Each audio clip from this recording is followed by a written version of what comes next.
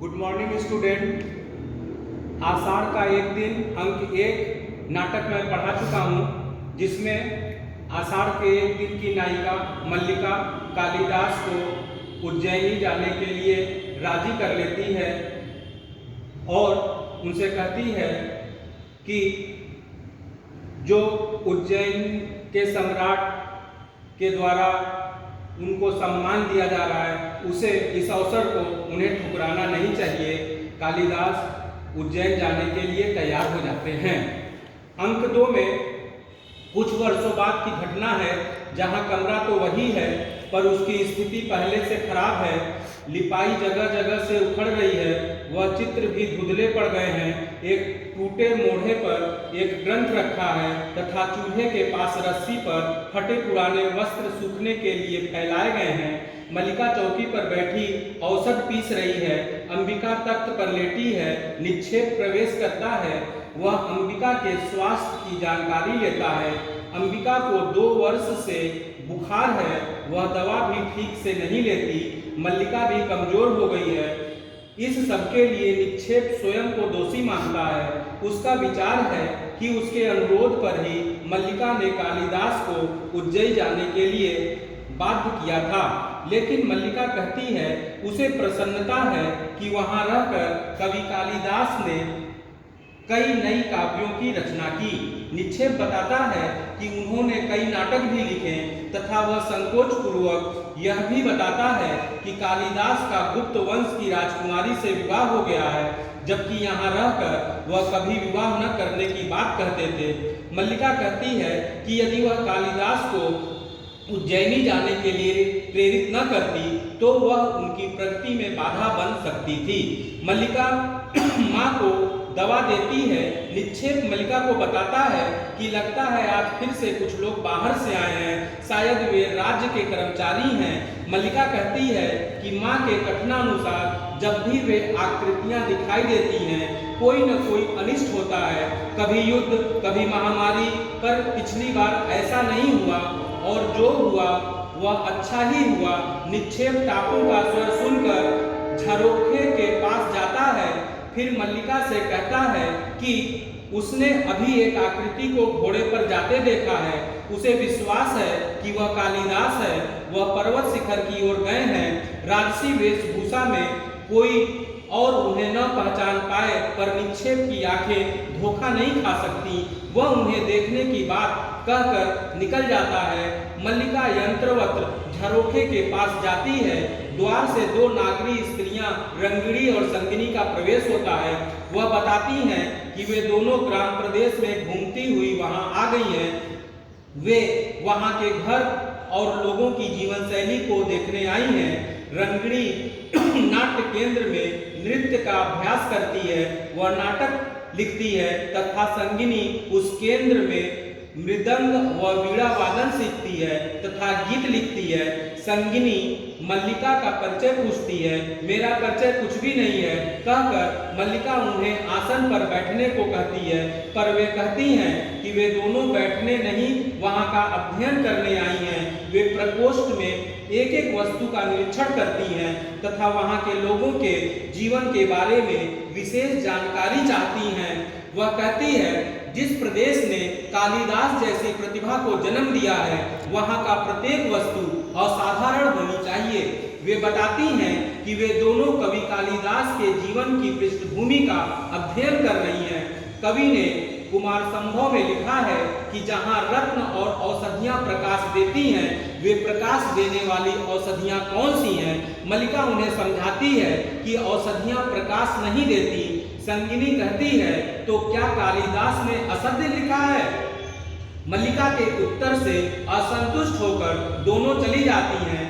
मल्लिका अपनी कल्पना में कालिदास को संबोधित करके बात करने लगती है। कहती है कि उसने उनकी सब रचनाएं पढ़ी हैं और यह भी कि वह मेघदूत की पंक्तियां उसे गा गा कर सुनाएंगी तथा अपने हाथ से सिए हुए कोरे पृष्ठ उनके हाथों में रख देगी, जिससे उनकी रचनाओं में कुछ उसका भी योगदान हो सके। और वह यह भी कहेगी कि वह सोच नहीं पा रही है कि कालिदास भी वही है। तभी कोई किवाड़ खटखटाता है। वह वह जाकर द्वार खोलती है। अनुस्वार और अनुनासिक दोनों राजकीय कर्मचारियों को सामने देखकर मल्लिका असमंजस में पड़ जाती है। अनुस्वार मल्लिका को बताता है कि वे दोनों देव मातृगुप्त के अनुचर हैं। यहाँ पे मातृगुप्त कालिदास का नाम उज्जैन में मातृगुप्त से जाना जाता था। मल्लिका भौचक्का होकर उन्हें देखती है। अनुस्वार से ही उसे ज्ञात होता है कि कवि कालिदास का ही नया नाम मातृगुप्त है और वह कश्मीर के शासक होने जा रहे हैं। उनकी राजमहिषी देवी प्रिय गुमंजरी मल्लिका से मिलना चाहती है। वे दोनों घर को व्यवस्थित करने लगते हैं। तभी मातुल आकर संदेश देता है कि देवी प्रिय गुमंजरी पहुंच चुकी हैं। मातुल मल्लिका की प्रशंसा करते हुए परिचय कराता है। प्रियंगु मंजरी मातुल को बाहर भेज देती है कि वह वहां जाकर विश्राम करे। देवी प्रिय गुमंजरी मल्लिका से कहती है कि वह सचमुच वैसी है जैसी उसने कल्पना की थी। वह उसके घर को देखना चाहती है। कहती है जब कालिदास मेघदूत लिख रहे थे तो वहां की चर्चा करते थे। इस भूमि का आकर्षण भी उसे यहाँ लाया है। प्रिय गुमंजरी झरोखे से बाहर का सौंदर्य देखने में व्यस्त है। फिर आकर आसन पर बैठ जाती है और मल्लिका को भी पास में बैठने के लिए कहती है। मल्लिका के हाथ में कालिदास के लिखे ग्रंथ देखकर प्रिय गुमंजरी आश्चर्यचकित रह जाती है। व्यंग्यात्मक मुस्कुराहट के साथ कहती है कि उसे मालूम हो चुका है कि वह कालिदास की बचपन की संगिनी रही है। वे भी जब तब यहाँ के जीवन की चर्चा करते हुए अपने में खो जाते हैं। राजनीतिक कार्यों में भी उनका मन नहीं लगता। राजनीति में रहने के लिए व्यक्ति को जागरूक रहना पड़ता है। साहित्य उनके जीवन का पहला चरण था। अब दूसरे चरण में वह चाहती है कि उनके आगे बढ़े चरण पीछे न हटे। मल्लिका राजनीति के विषय में अपनी अनुभवता प्रकट करती है। प्रिय गुमंजरी मल्लिका को बताती है कि वह अपने साथ हरिसावक और औषधियां ले जाएगी। वह यहाँ के जैसे घरों का निर्माण कराएगी तथा मातुल का परिवार साथ ले जाएगी ताकि कालिदास को यहाँ के वातावरण की कमी का अनुभव न हो। वह मल्लिका को भी साथ चलने को कहती है, पर मल्लिका विनम्रता पूर्वक कहती है कि वह स्वयं को इस गौरव की अधिकारिणी नहीं समझती तथा उनके साथ जाने से मना कर देती है। प्रिय गुमंजरी कहती है कि मल्लिका अनुस्वार और अनुनासिक नामक दो कर्मचारियों में से किसी एक से विवाह कर ले, पर मल्लिका इस विषय पर चर्चा नहीं करना चाहती है। अंबिका अस्वस्थ हालत में ही वहां आ जाती है। मल्लिका यह कहकर कि उसका स्वास्थ्य ठीक नहीं है उसे वापस अंदर ले जाना चाहती है, पर मां शिकायत के स्वर में मल्लिका से कहती है कि उससे अधिक स्वस्थ है। प्रिय गुमंजरी घर की दुर्दशा देखकर उसके पुनर्निर्माण के लिए अपने स्थापतियों को आदेश देना चाहती है, पर मल्लिका के न चाहने से वह इसका आदेश नहीं देती।